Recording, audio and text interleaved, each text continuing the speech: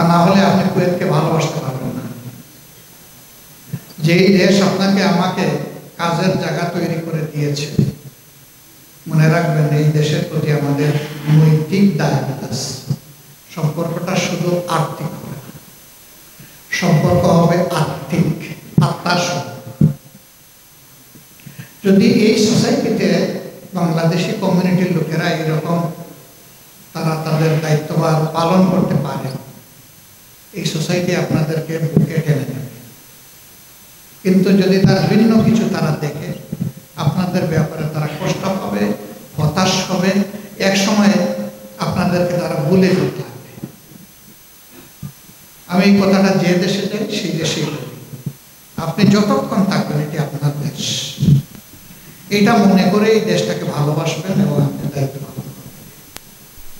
এখানকার law and order situation maintain করার ক্ষেত্রে আপনারা সহযোগিতা করবেন।